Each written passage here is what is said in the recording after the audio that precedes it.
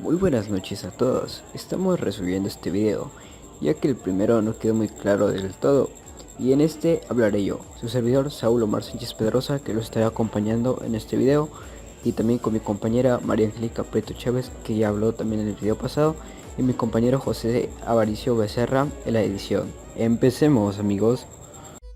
En esta primera unidad aprenderemos los conceptos básicos de una base de datos y cómo utilizar Access, que será el sistema de gestión de base de datos donde vamos a aprender a trabajar.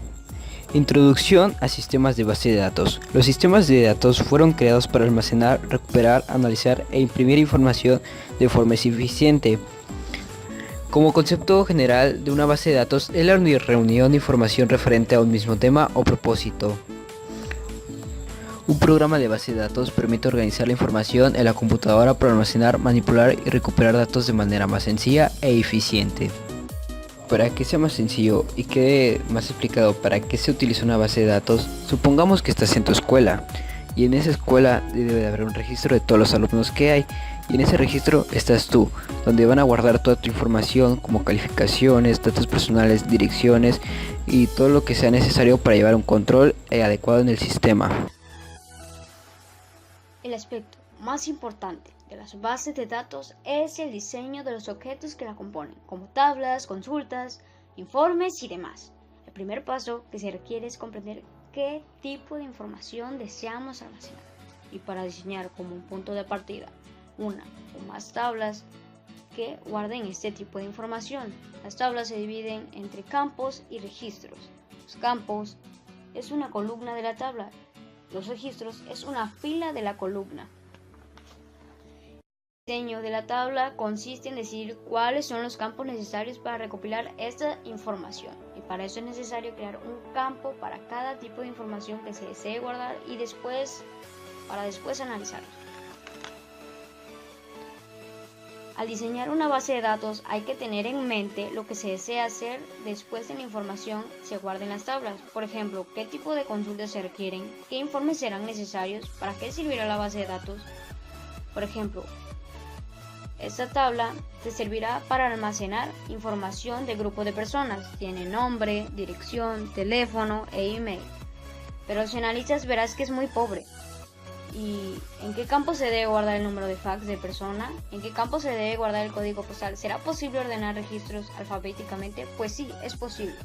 Aquí abajo tenemos un mejor diseño de la tabla que contiene nombre, apellido paterno, apellido materno, calle, número, colonia, ciudad, estado, país y código postal. Y como observamos es la misma tabla mucho más completada, diseñada correctamente. Tipos de datos. Además de decir qué campos se necesitan en una tabla, es indispensable y necesario identificar el tipo de datos que va a contener cada campo. En el siguiente cuadro hablaremos de los diferentes tipos de datos que hay que se pueden ingresar, con números enteros y decimales para realizar operaciones matemáticas. Moneda. Se utilizan para valores de moneda y para evitar el redondeo. Durante los cálculos almacena 8 bits sin necesidad de que el usuario lo ponga automáticamente. Aparece el símbolo de moneda y el formato separado de miles y decimales. Fecha y hora. Nos permite ingresar en varios formatos de la fecha y hora dentro de nuestra tabla. Este tipo de datos comprende fechas entre 2000, 2029 o también 1930 y 1999 de formatos. Sí o no. Se utiliza para datos que pueden ser dados en dos valores posibles, como el verdadero o falso. Memorando. Se utilizan para texto de gran longitud y números como notas o descripciones. Almacena hasta 65.536 caracteres. Hipervínculo. Se utilizan para hipervínculos, es decir, rutas o direcciones URL. Almacena hasta 64.000 caracteres. Autonumérico. Genera una gran secuencia de números que se incrementan uno a uno. Este tipo de datos asigna un valor de forma aleatoria cada vez que sean ingresados un registro a la tabla. Objeto OLE. Se utilizan para objetos OLE, Object Linked Embed, como documentos de texto, hojas de cálculo o imágenes. Y por último, datos adjuntos. Te permiten almacenar con gran facilidad todo tipo de datos, documentos y archivos de una base de datos sin que se vea un exceso de tamaño físico en la base de datos, ya que comprimen automáticamente. Ahora conoceremos a Access. Dentro de una base de datos existen dos diferentes objetivos en las funciones particulares. Un archivo de base de datos de accesos de Access es la colección de datos en la que trabajan en conjunto. Los objetos que pueden contener una base de datos son tablas, consultas, formularios, informes, páginas, macros y módulos. Access tiene una interfaz muy parecida a los de otros programas de Microsoft, como te podrás haber dado cuenta. Al iniciar Access verás una vista Backstage con varias opciones para iniciar una nueva base de datos. En el área central se concentran varios iconos que representan diferentes tipos de bases de datos en las que podemos nosotros trabajar.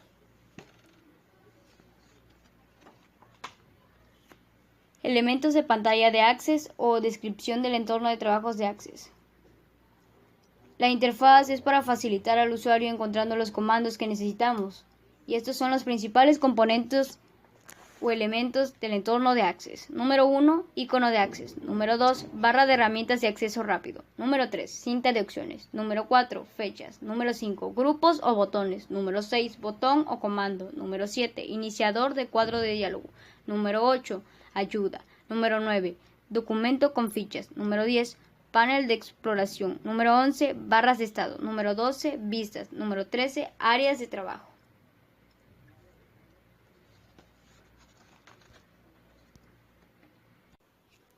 Cinta de opciones. La cinta de opciones está diseñada para ayudarte a encontrar fácilmente los comandos necesarios para complementar tu trabajo. Los comandos se encuentran organizados en grupos y los grupos a su vez están organizados en fichas. Además, existen dos tipos de fichas de cinta de opciones. La ficha estándar, todas las fichas que están visibles en Access al iniciar, o sea, archivo, iniciar, crear datos externos y herramientas de base de datos. Las fichas de herramientas contextuales permiten trabajar con algún objeto seleccionando como tablas o formularios. Acceso rápido con el teclado. Algunas personas se sienten más cómodas y trabajan más rápido utilizando únicamente el teclado y dejan a un lado al ratón, solo para algunas acciones menores. Para poder trabajar con el teclado, presiona y suelta la letra Alt. Aparecerán pequeñas etiquetas sobre cada función disponible en la ficha activa. Presiona la letra o la secuencia de las letras que aparezcan sobre la función que desees utilizar. Dependiendo de las letras que presiones, podrás aparecer nuevas etiquetas. Sigue presionando las letras o números hasta llegar al comando de control específicos que desees utilizar, para que desaparezcan las etiquetas sobre el botón para que presiones nuevamente Alt. Botones divididos. En las aplicaciones de Microsoft, muchos botones están divididos en dos secciones. La primera sección muestra un icono de identificación. Si haces clic con el ratón sobre él, se ejecuta la acción inmediatamente. Al lado de la imagen aparecerá un pequeño triángulo que indica que existe un menú colgante con más opciones de ese botón. Si le das clic en el botón color fuente, inmediatamente cambia de color del texto de la tabla sección como último color utilizado. Si le das clic al triángulo, se despliega la galería de más opciones de color de texto. Barra de herramientas de acceso rápido. Se le denomina barra personalizable con comandos independientes a los que encuentres en la cinta de opciones y como su nombre lo dicta te ayudará a tener acceso rápido según tu comodidad. ¿Cómo modificar la barra de herramientas de acceso rápido? Bueno, te invitamos a ver este tutorial para más información de modificar la barra de herramientas de acceso rápido. Cuadro de diálogo. Un cuadro de diálogo es un tipo de ventana que permite la comunicación simple entre usuario y sistema informático. El tutorial de cuadro de diálogo lo dejaremos el link en la cajita de descripciones. Configuración de la ventana de documentos. Los objetos de la base de datos es posible organizarlos en la ventana de documentos, con fichas en lugar de emplear ventanas superpuestas. Pero si de este modo tu trabajo no resulta cómodo para ti, es posible cambiar las fichas configurando opciones de Access de la siguiente forma. Número 1. Haz clic en la ficha Archivo Opciones y selecciona la opción de base de datos actual en el panel lateral. Número 3. En las opciones de la ventana de documentos ubica la opción de aplicación y selección de documentos con fichas. Y número 4. Y por último, haz clic en aceptar y deberás cerrar y abrir las bases de datos nuevamente para realizar o ver que los cambios estén visibles. Panel de navegación. Tablas, macros e informes. Son los diferentes objetos que componen una base de datos. Al crear o abrir una base de datos, los nombres de los objetos que los integran aparecerán en panel de navegación. Las categorías nos permiten organizar los objetos en el panel de navegación y los grupos nos permiten filtrar los objetos organizados en categorías. Para modificar un objeto basta con hacer doble clic en la panel de navegación. Buscar objetos en una base de datos. Para esto, para facilitar la localización de objetos, Access cuenta con una barra de búsqueda. Al escribir al cuadro de buscar, Access realizará una búsqueda. Dentro de estas se encuentran las categorías y los grupos que contienen un objeto que coincida con los criterios de búsqueda. Bueno, y esto sería todo por el video de hoy. Para concluir, quiero recalcar que no somos unos profesionales ni nada, simplemente somos unos alumnos que buscan pasar la materia. Para más información y tener concreto qué es una base de datos y cómo utilizar Access 2010, les dejaré en la cajita de comentarios el libro donde fue sacada toda esta información. Quiero agradecer a mi compañera que hizo una espectacular colaboración con su voz sobre este video, ya que explicó la mayor parte, a mi compañero Ezequiel que hizo la edición del video y yo simplemente hice las diapositivas y colaboré un poco con mi voz. Quiero agradecerles a todos por su atención y espero que les haya servido este video en algo.